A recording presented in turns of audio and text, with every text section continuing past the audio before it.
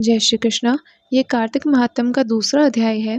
बाकी सभी अध्याय आपको हमारे चैनल की प्लेलिस्ट में मिल जाएंगे। प्लेलिस्ट का लिंक कमेंट बॉक्स में उपलब्ध है। जय श्री कृष्णा। दूसरा अध्याय। ब्रह्मा जी कहते हैं, हे नारद, तुलसी की मंजरी सहित भगवान शालिग्राम का जो एक बूंद चरणामृत भी पान करता है वह ब्रह्म हत्या आदि बड़े बड़े पापों से मुक्त होकर वैकुंठ को प्राप्त होता है।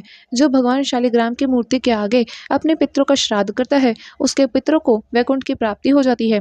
जो भगवान शालिग्राम की मूर्ति का दान करता है उसको समस्त पृथ्वी के दान का फल मिल जाता है, परंतु शालिग्राम की मूर्ति को बेचना नहीं चाहिए।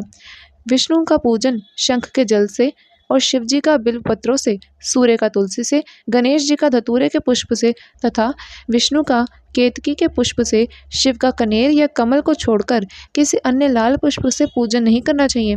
जो शिव विष्णु जी का पूजन कमल के पुष्पों से, लक्ष्मी का मालती और चंपा के पुष्पों से करता है वह भगवान के परम पद को प्राप्त करता है, और जो भगवान की अति प्रिय तुलसी से पूजा करता है उसकी महिमा को कोई भी नहीं कह सकता, वह तो पुनः जन्म भी नहीं लेता। तुलसी माला धारण किए मंजरी युक्त जिसकी मृत्यु हो जाती है वह सीधा बिना किसी बाधा के ही वैकुंठ धाम को चला जाता है। तुलसी की छाया में पितरों का श्राद्ध करने पर पितरों के अक्षय तृप्ति होती है। तुलसी का चंदन सिंचन गंगा, यमुना तथा नर्मदा के स्नान के तुल्य हो जाता है। तुलसी का वृक्ष लगाने, सींचने और स्पर्श करने से मनुष्य के काया, वाचा, मनसा 3 प्रकार के पाप नष्ट हो जाते हैं।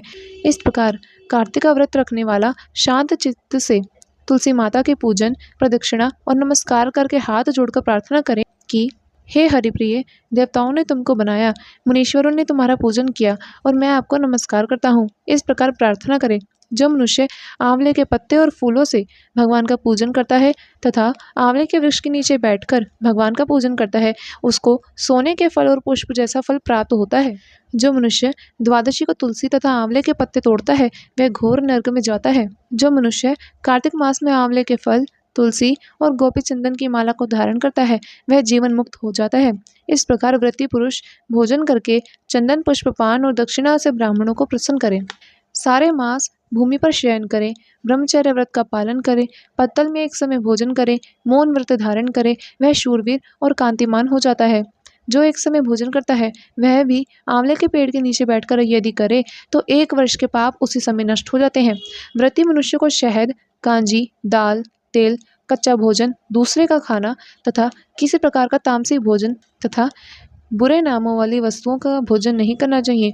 रविवार को आंवला ना खाएं। देव, वेद, गौ माता और ब्राह्मण की निंदा ना करें। मांस आदि का सेवन तो बिल्कुल भी ना करें। मिट्टी से उत्पन्न हुए नमक, मसूर, बासी भोजन, तांबे के पात्र में डला हुआ दूध, केवल अपने लिए पकाया हुआ भोजन, यह सब तो मांस के बराबर होता है। लहसुन, प्याज, पृथ्वी से उत्पन्न फूल गोभी आदि, मूली, गाजर, जंगली घिया, बैंगन, पेठा, दोबारा पकाया हुआ भोजन नहीं खाना चाहिए। रजस्वला स्त्री, मलेच, पतित, पाखंडी आदि से वार्तालाप नहीं करना चाहिए। इन तिथियों में एक एक चीज़ों का भोजन नहीं करना चाहिए।